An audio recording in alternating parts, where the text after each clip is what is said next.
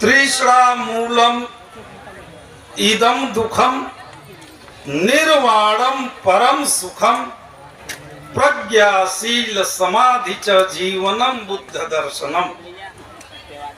जो बुद्ध का धर्म और दर्शन है, त्रिषणा मूलम इदम दुखम, ये त्रिषणा ही दुख का कारण है। और ये तीसराएं 3 प्रकार की होती है। काम तृष्णा, भाव तृष्णा और विभव तृष्णा। काम तृष्णा आकांक्षाएं, और एक यह कहना चाहूंगा, इसी में पंचशील भी आ जाएगा सारा। वो बीच बीच में जो छूटा है मैं उसी को बताना चाह रहा हूँ। जो ये काम तृष्णा है और पंचशील में जो ब्रह्मचर्य है, संयम, वो तालमेल खाता है। और एक काम तृष्णा यानी कि बुद्ध का जो धर्म था वो आजीवन ब्रह्मचर्य रहने की बातों करते हैं। ब्रह्मचर्य का मतलब संयमित अपने पत्नी के साथ धर्म पूर्वक जीवन यापन करें, तो वही धम्म है। पर स्त्री गमन अगर कोई व्यक्ति करता है, अब आधुनिक काल में भी देख लीजिए कितने साधु भी उसमें लपेटे में है, पर स्त्री गमन जो करता है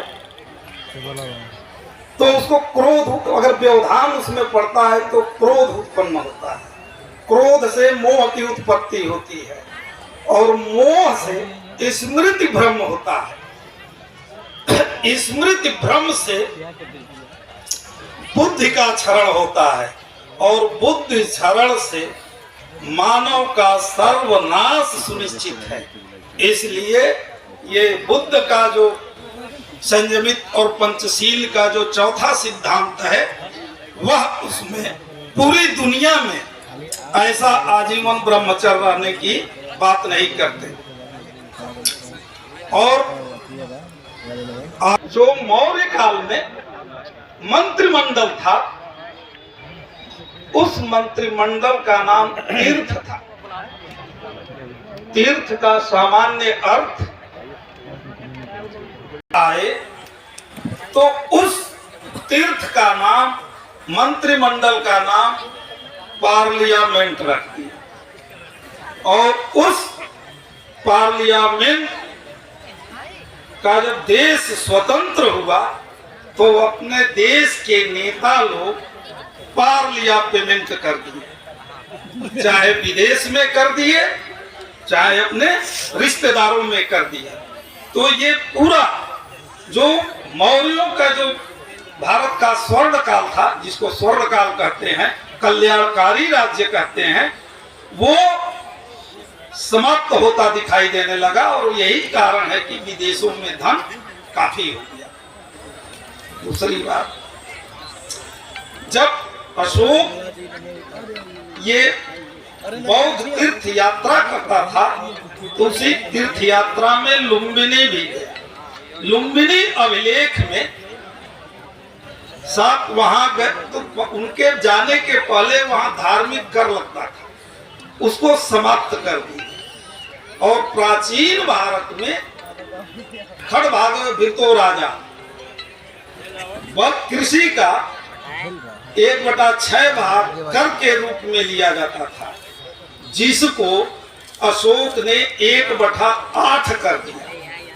तो जहां जहां सम्राट अशोक गए वहां वहां जनता को सुविधा के लिए काफी कुछ काम किए। अगर हम पश्चिम भारत में अभी महाराष्ट्र के तरफ पूरे घुमा हूं तो वहां जो है, अभी मैडम बता रही थी कि अभिलेख गिरनार जो सुदर्शन झील बहुत चर्चित है, जो चंद्रगुप्त मौर्य का प्रांतीय शासक पुष्यगुप्त वैश्य था, टैक्स नहीं दिया गया।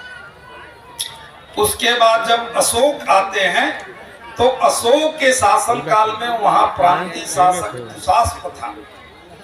उस 50 वर्षों में फिर वो बांध टूट गया था। फिर वहां प्रशासन ने भी वहां उस बांध की मरम्मत करा करके और सारा जो कृषि कार्य वहां से छोटी छोटी नहरों का और विस्तार कर दिया। और ये सूचना शक छत्रक रुद्रदामन के जूनागढ़ अभिलेख से मिलता है।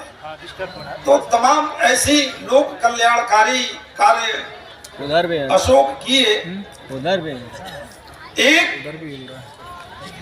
जो वैदेशिक संबंध था, जो ताम्रपर्णी श्रीलंका के साथ जो भारत से शिष्टमंडल गया था, महेंद्र और संघमित्रा।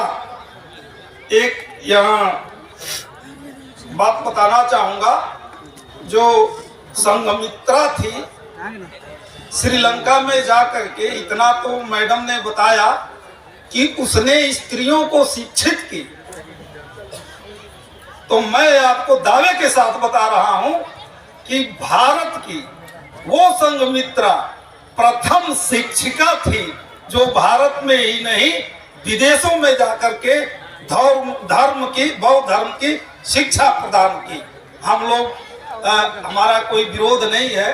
भारत की आधुनिक भारत की प्रथम शिक्षिका सावित्रीबाई फुले हैं, लेकिन भारत की प्रथम शिक्षिका सम्राट अशोक की पुत्री संघमित्रा है।